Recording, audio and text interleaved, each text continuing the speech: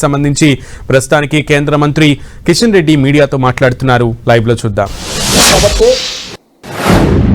మరి ఆ బంట్రోతుల నుంచి పుట్టినటువంటి పార్టీయే తెలుగు ప్రజల ఆత్మ గౌరవం ఈ సందర్భంగా మనిస్తున్నాను.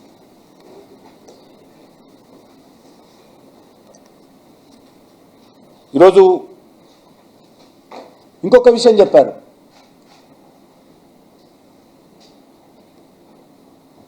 నరేంద్ర మోడీ గారు తెలుగు ప్రజలకు దక్షిణ భారతదేశానికి ఏమాత్రం ఇంపార్టెంట్ పోర్ట్ఫోలియోలు ఇవ్వడం లేదు.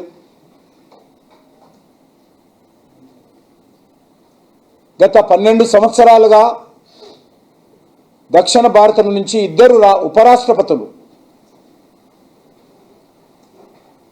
దక్షిణ భారతం నుంచి ఇచ్చిన విషయాన్ని సందర్భంగా మనం చేస్తున్నాం. ప్రస్తుతం ఉన్నటువంటి గౌరవనీయులు రాధాకృష్ణ గారు కానీ, అంతకుముందు గౌరవనీయులు వెంకయ్యనాయుడు గారు కానీ మన తెలుగు రాష్ట్రాల నుంచి కూడా ఇచ్చాం. ఆ విషయం కూడా ఆయన గుర్తుపెట్టుకుంటే మంచిది. అంతేకాకుండా దక్షిణ భారతదేశం నుంచి ఎక్స్టర్నల్ అఫైర్స్ మినిస్ట్రీ, దక్షిణ భారతదేశం నుంచి డిఫెన్స్ మినిస్ట్రీ ఇచ్చాం కొన్ని రోజులు, కామర్స్ మినిస్ట్రీ ఇవ్వడం జరిగింది.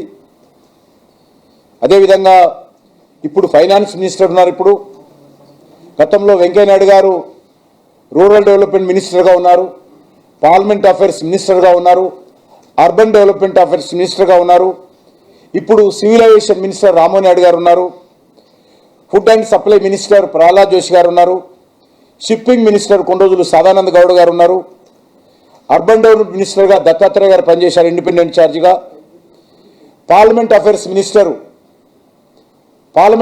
మినిస్టర్గా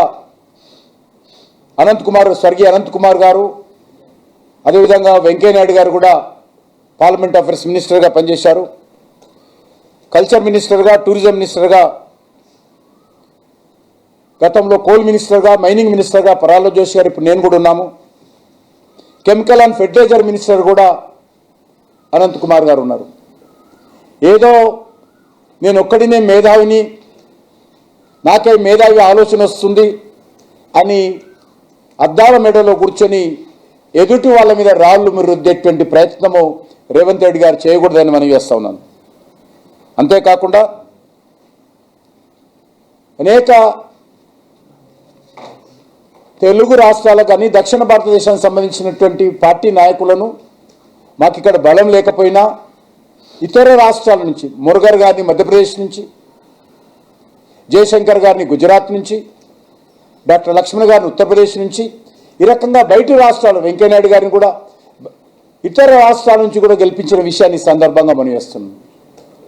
ఈరోజు డాక్టర్ లక్ష్మణ్ గారు వలసపోయాడు, బండి సంజయ్ కూడా వలసపోవాల్సిన పరిస్థితి వస్తుందంటారు.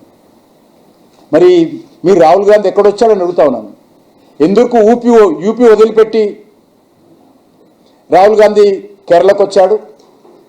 ఇప్పుడు మీ ప్రియాంక గాంధీ ఎందుకు కేరళ వచ్చింది? మీ అభిషేక్ సింఘి ఈరోజు మరి ఉత్తర భారతదేశాన్ని నుంచి వదిలిపెట్టి తెలంగాణ నుంచి ఏ రకంగా ఎంపీ అయ్యాడు? గతంలో ఇందిరాగాంధీ గారు ఎందుకు మెదటి నుంచి వచ్చారు? వలసలని కాదు, ఇదంతా ఒక దేశము. దక్షిణ భారతదేశమైనా ఉత్తర భారతదేశమైనా మనం అందరం ఒకటే అన్నటువంటి భావనతోటే మనం రాజకీయాల్లో ఉన్నాం తప్ప మరి కాలుకు తలకు లింకు పెట్టేటువంటి ప్రయత్నం, కోడి గుడ్డు మీద ఈకలు పీకేటువంటి ప్రయత్నం చేయడం ఏమాత్రం మంచిది కాదనే విషయాన్ని ఈ సందర్భంగా మనం చేస్తున్నాం. అంతేకాదు, ఇటీవల కర్ణాటక ముఖ్యమంత్రి